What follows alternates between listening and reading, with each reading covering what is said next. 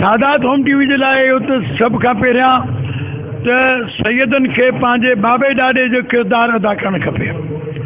सिर्फ़ु सैयद सॾाइणु काफ़ी न आहे, बाक़ी 14 मासूमीन असांजा जेके आहिनि अॻवान आहिनि, असांजा बाबा ॾाॾा आहिनि।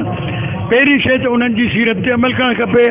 ॿियो शइ त असांखे ख़ुम्स ऐं ज़कात जो पाबंद थियणु खपे, छो त सादात खे गैर सादात जी ज़कात नथी ॾेई सघिजे। सादात खे फलाह बहबूद जे लाइ तालीम याफ़्ता हुजणु खपे, हुनरमंद हुजणु खपे।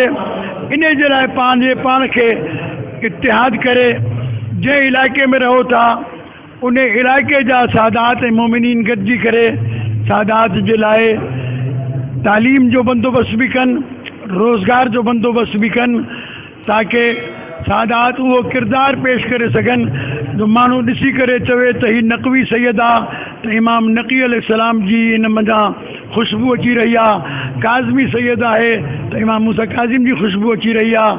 जेकॾहिं ज़ैदी सैयद आहे त इमाम सज्जाद अलैहिस्सलाम ऐं हज़रत ज़ैद अलैहिस्सलाम जी ख़ुशबू अची रही आहे।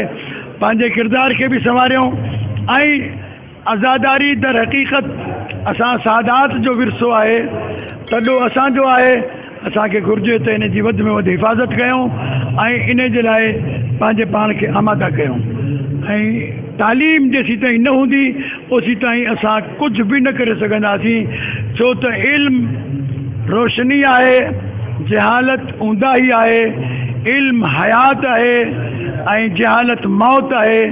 जेकॾहिं पंहिंजे पाण खे कोई क़ौम बि ज़िंदा रखणु चाहे थी त बग़ैर इल्म ऐं उन खां बाद इतिहाद खां सवाइ पंहिंजे पाण खे चेरो न रखे सघंदासीं।